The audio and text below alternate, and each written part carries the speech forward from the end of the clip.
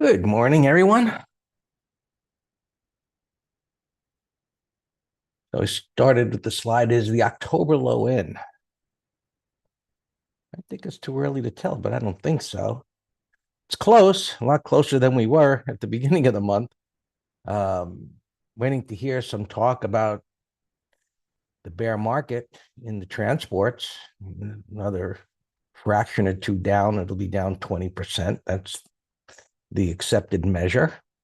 Now it's all the way down near this significant support here. We got a gigantic wide range bar last week. Typically comes after that is a slowing in momentum. So it would certainly make sense that we got this capitulation into this big support area from the beginning of the year. Maybe, just to add a little news and excitement and drama to the whole thing, that it makes a new low on the year, fractionally, and then pops back up again. Just a thought. I don't know if it'll do that. It's down a whole heck of a lot. The airlines have been decimated. Look like death trends, as we call them. And those are defined by very steady decline with few pivot highs and bars that are relatively equal in range. Yeah, I'll show you one. May as well just take a look. As they say, a picture's worth 1,000 words. Let's see, UAL maybe, which I think is acted a little better than the others. But you can see the bars are kind of close in range and it just keeps dropping. I think Alaska Air was about the worst. As you see just steady decline, very few pivot highs, which means it doesn't go up and back down with 3 bars to the left and the right. Bars relatively equal in range. And it just kept going after hitting all the support. So really bearish price action there. And obviously it's not over yet. So broader markets. We looked at the transports, the Russell last week, right down, and a new closing low. It's down here at the lows, but those were reversals off of those bottoms there, bottoming tail bars. So a new closing low on the small caps, the Russell, and it better turn around. Well, it could be a greater than 100% retracement. Imagine this breaking to new lows and the transports breaking to new lows, and then they begin to turn around. And just move this down from what we looked at last week. And so a little over 18% from high to low, so within striking distance of a bear market. Like the extra 1.5% is going to make much difference to the pain that's been inflicted there.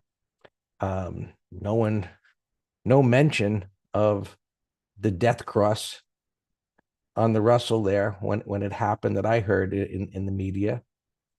We should hear maybe sometime this week the Dow, moving down. It's broken through this pivot low, but it looks like it's coming down to this one. And I heard one mention of it last week before it happened. So a little anticipation of the death cross there, which is the 50 crossing below the 200. Not that we use this as any kind of a signal, but sometimes it happens right near the bottom, especially after prices have been declining like this. But we did hear a lot about markets entering correction territory. Sounded pretty ominous. Down 10%. The S&Ps, once we can measure that from the high up there to where it's at, it certainly looks like it's going to go lower. A little stabilization here this morning. Difference, a little over 10%. So correction. There's the strikes for today. And just to review, this is the 5-day average range. So when I put these arrows there, it's like, okay, the average range being what it is and expecting a range thereabouts the same. What's the probability of hitting those strikes? So the upper one, the probability is relatively small because it would have to travel. Well, it's up a little bit. We'll take a look. Where is it actually at? Let me look at that before we move on, because I always like to see where things are at there. So how far is it gapping up? But you got to take that into consideration. So give or take, right in the upper quarter of that. So assuming in 25 minutes or so, it opens there. From there, could it hit that upper strike if it was to rally that same amount? Sure. Is it likely to hit the bottom one? No. So again, if it was to open even, hitting the bottom one, but now that, again, we have to see where it is in 20 minutes or so. Could it hit the upper one? I don't think it'll hit either one today. There isn't much news coming out, which is all coming pretty much in the latter part of the week. So Friday, neither strike was hit. Even with this down move, the bottom strike wasn't hit. And so I don't think it'll hit either strike today, considering where that is opening up right now. Again, down just over 10%. See the futures here. Let's drag this one down to the bottom of the range. That's where it came down to on Friday before it began to stabilize. And so far, just an inside day going nowhere. Just because it's up so far here, it doesn't mean it'll stay there. There's already been a bit of a rejection, as you can see here, in the deep retracement on the 5-minute chart. It is into this resistance area. And, in downtrends, it typically doesn't get up to that pivot high. But what if it does? Well, deep retracement, and that would be a short-term positive anyway on a 60-minute chart, that it was able to rally all the way up to a prior pivot high. Right now, it's in this congestion right there, and it's starting to falter. You can see that bar poked above these, came back in. You can see the depth of the retracement there. Kind of looks like it's ready to, try and roll over. We'll see where it is in 20 minutes. But initial rejection, as you can see. And what do I want to do here? Well, look at the other futures markets. I mean, it's pretty much the same no matter where we go look. There's been breakdowns. And last week, there was some significant breakdowns in sectors that were showing relative strength. And so while that is bearish, we could take a look in a minute. Toward the end of a corrective process, the ones that show relative strength typically give it up. And that's, while bearish, it's a positive sign. And when you're looking for getting closer to a low, the futures there, it was a wide range bar. So it's not surprising after, multiple days down. I mean, this attempt to the turn at that pivot, it couldn't even get up to the 20. So institutions are just, convinced now, right? Time to get out, which is, again, another positive when you start looking for a low, which we don't have in place yet. Volatility index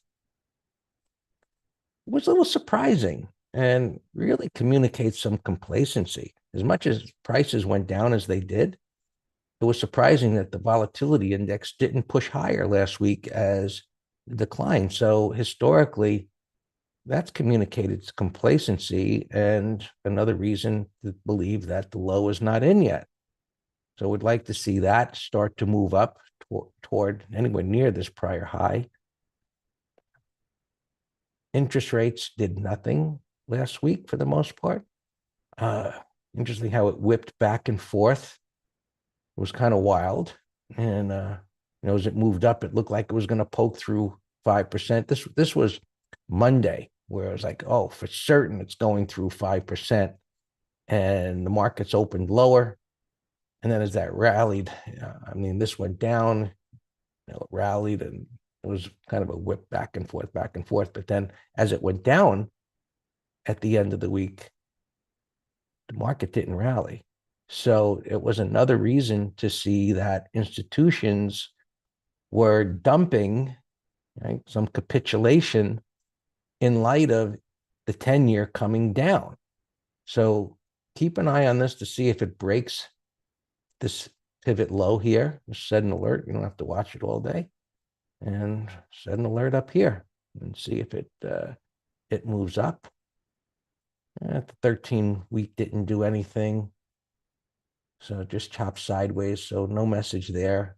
As you know or don't know, the Fed is announcement on interest rates is Wednesday. It's expected they're not going to do anything. And well, we can take a peek. You can see this is just flatlining here. If you look at this on a line chart, it dipped down, and it's interesting that it's been flatlining for over a month, almost 2 months. So if you look at this on a line chart, you see it's kind of got that look of rolling over. I'll show you. It's easy to just flip over to this one, and you can see how it just kind of it flipped down here. So what that communicates to me is that there's probably some belief that they're done raising interest rates. And we'll find out if that's true. Wonder as we keep an eye on this. And if you go look back at the beginning of 2002, the end of 2001, where this was flatlined lower, you can see where it started to poke up, and it was a message that, you know, what was coming. 4,000, I think, is a logical place. There's a big open interest of calls and puts at that level. So that should act as a floor, besides the whole number, just that big open interest in bullish bets and bearish bets in opposition of each other that is relatively equal. Well, a little bit more on the put side should stall it there, if it, assuming it gets down there. While I'm on this page, you can see gold. Looks like it's, it's moved up. That's the dollar moved. It looks like it's going to flip back up. Gold is right below it here. Could go a little bit higher. And oil has just been flip-flopping around. And this morning, over the weekend, just looking at Friday, you had this green bar. And I don't know yet, whether this is going to be a break below the lows, which would be a positive. On the other hand, if it clears these highs, if oil's going up, the dollar's going up, and the 10-year's going up, well, that scenario leads to equities going down. So we'll be keeping an eye on all of that. And, Bitcoin. Wow. Well, it's not making a new high here.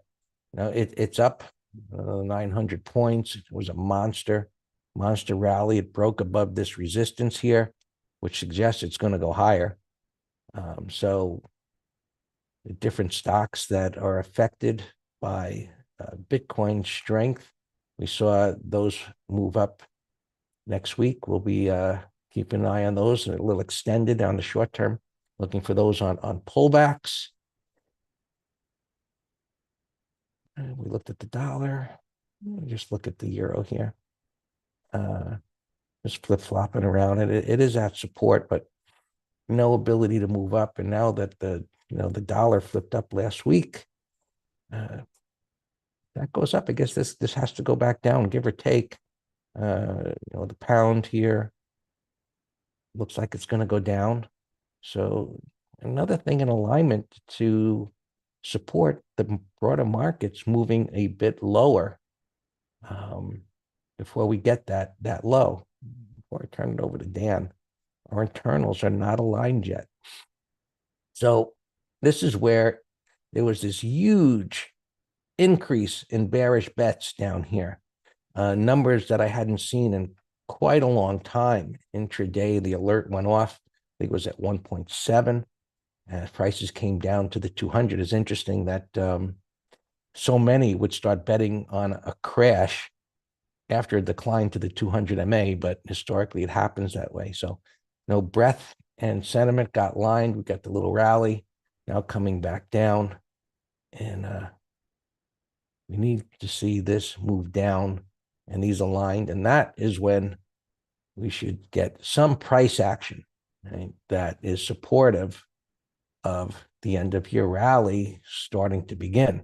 And when we say end of year rally, that means, of course, a move up. How far up is it going to get? Well, in no means is there any expectation that it's going to get back up to 4,600. But it could be a pretty decent rally where, well, let's assume for a moment it gets down to 4,000. Could it get back up to even 4,200? I think maybe easily. And the 200 MA, which would be, a decent move percentage-wise that we can take advantage of. So that's what we'll be looking for in the coming days. And of course, by the end of the week, we'll see where things are at. But this weekly chart, the S&Ps certainly looks to me like it could have another down week and put things in alignment down here at these bottoming tail bars. So the market's being up here pre-market really doesn't mean a heck of a lot. I mean, things get extended to the downside and they stabilize and they try and move back up again. And we'll see what that does. All yours, Dan.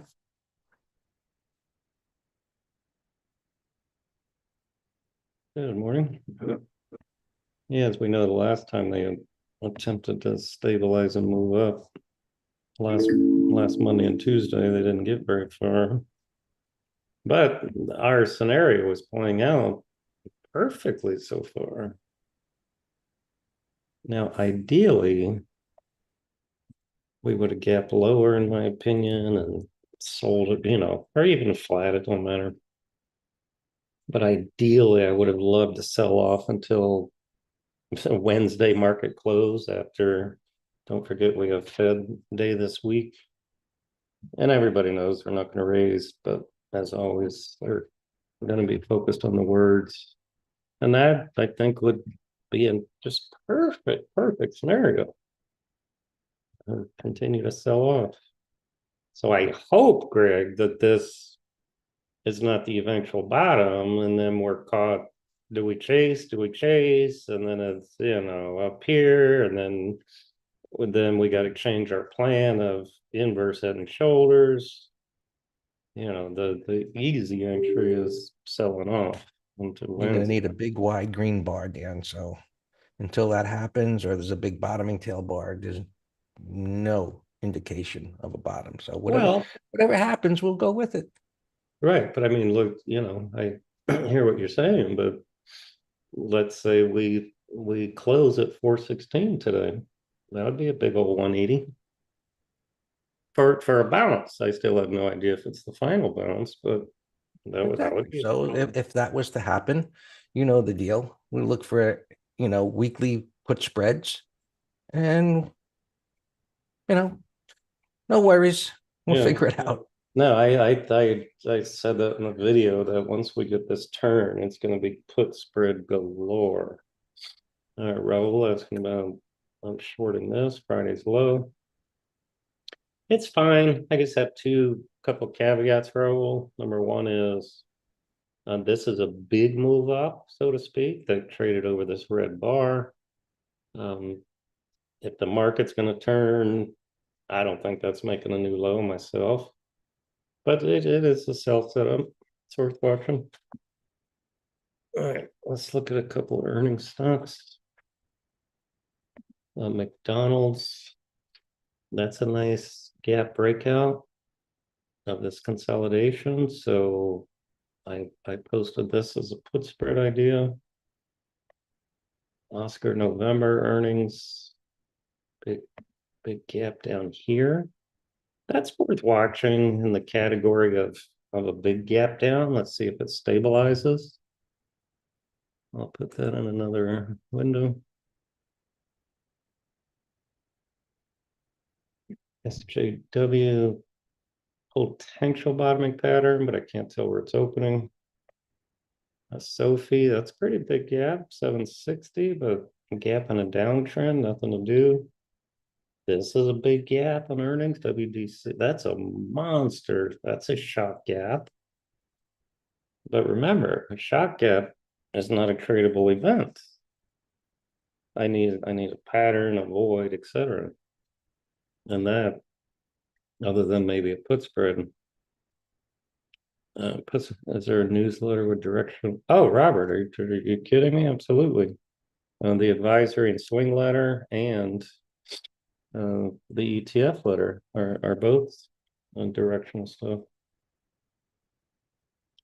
All right, actually, let me type those here real quick. I know what Wendy's looks like. I already have it on the list. Now, I'm guessing that's going to gap up a little bit um, with McDonald's being up. It's a multi-week turn and a downtrend. That's just I'm not sure about the price, the price void. That's my only hesitancy in this one. Overstock. That's a closing breakdown, even though it's down a lot. And I like the fact that it's gapping up. So let's set an alarm at 1390. Because then that would be deep of giving up the gap.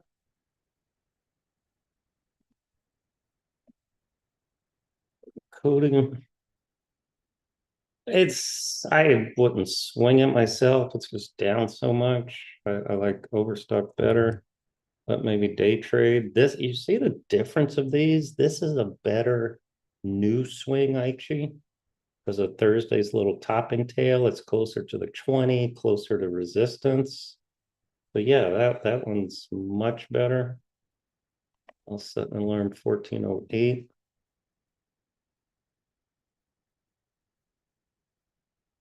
And this looks a little bit like a hood we put in the weekend letter. Now with Bitcoin up, I don't think this is going to trigger, but it's actually not a big gap up. So if this triggers as a clean short, this is a good new setup. Yeah, we have Mara as a put spread. That's gapping. That's a nice gap. And this could be a directional also.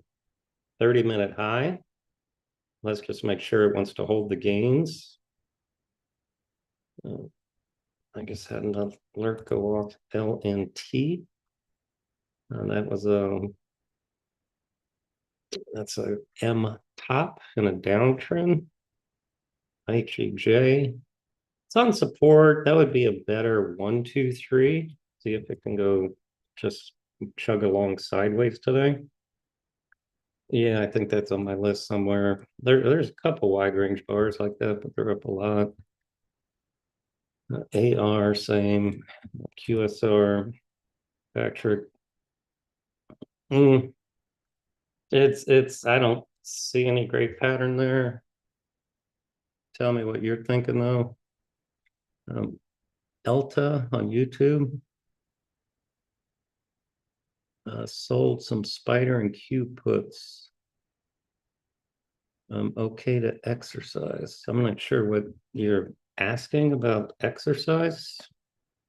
98% of the time we sell calls and puts just as speculative trades, not really to take ownership.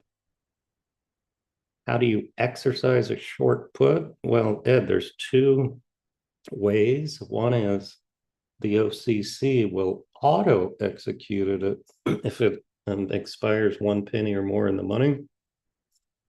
And then option holders have the right to give a manual exercise notice anytime prior to expiration, because that's the right that they have when they buy calls and puts.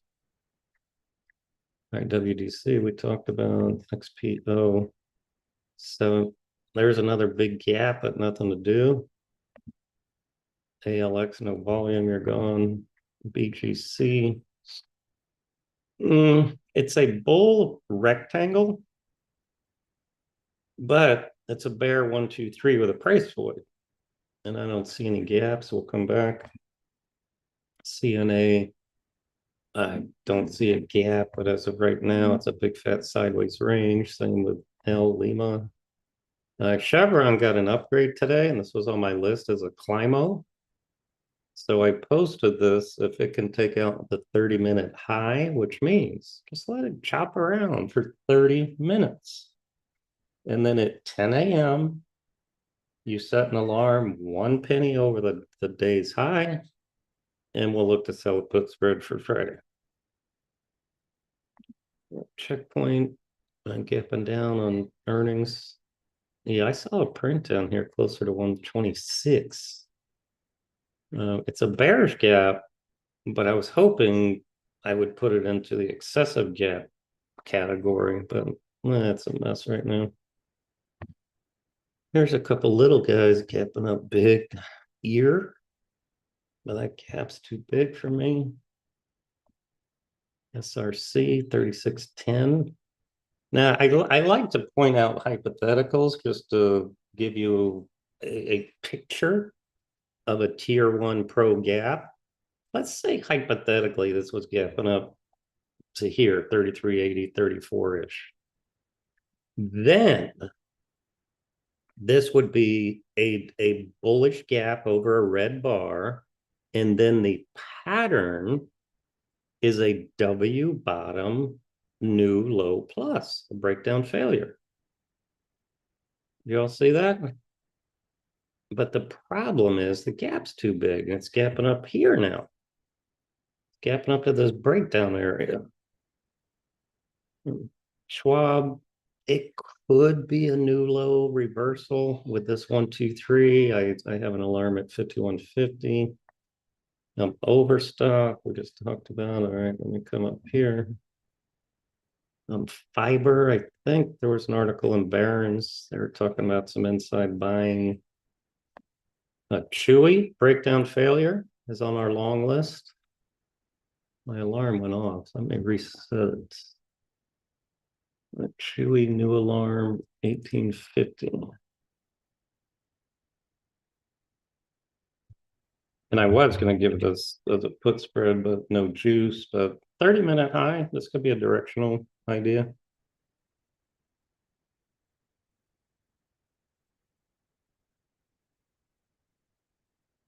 Wind, there was an article in Barron's. They gave a couple of these casinos as long ideas. Bees are home. My alarm just went off. Potential bottoming pattern after this nice reversal down there at the lows. Urban up alarm. Urban, Alex, this was on your list. I'll set a new alarm for 3450.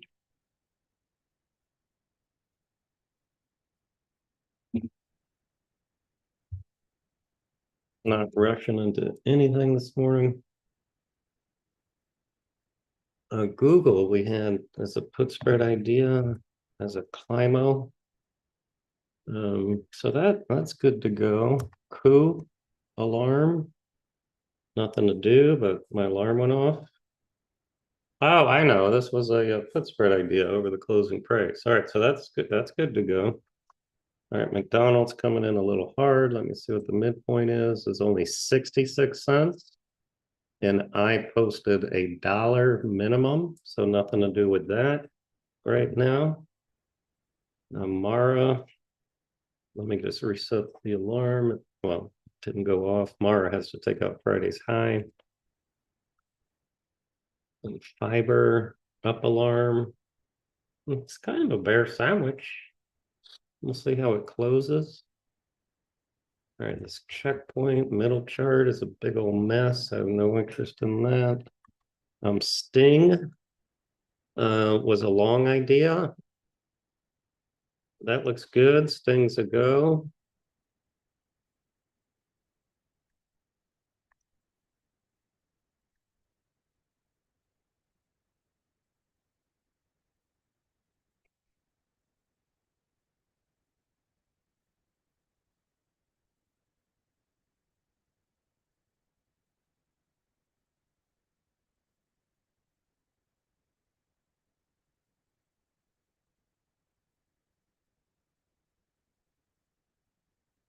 Weatherford alarm. This was naked puts, Weatherford.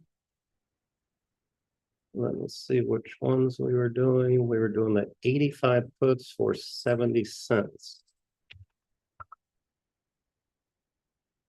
85 puts. That's right where the offer is. All right. So I will join the offer myself. I will tell you if I get filled. Order sent.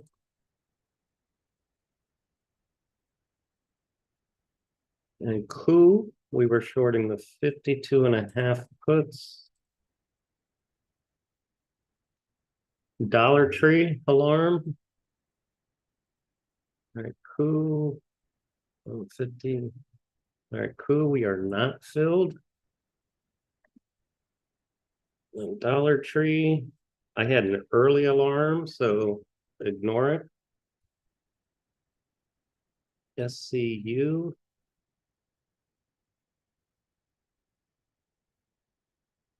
SCU over 1248. You know what, Greg? Well,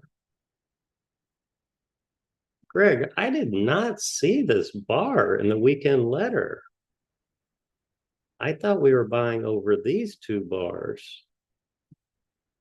Because I said over 1248 buy stock, which is here. Wow, man, bad. I did not see that over the weekend. So let's hold off on SCU.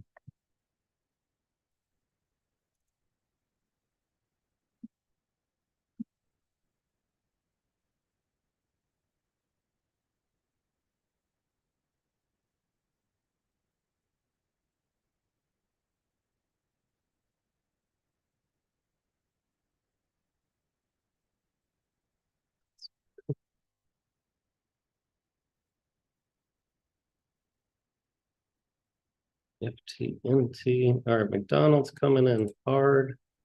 So let's hold off McDonald's.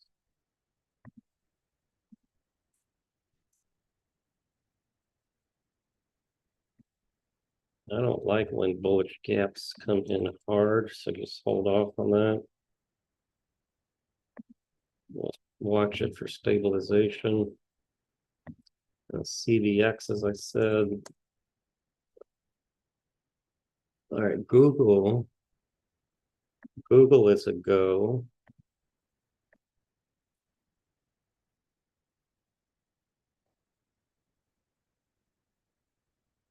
That was a put spread.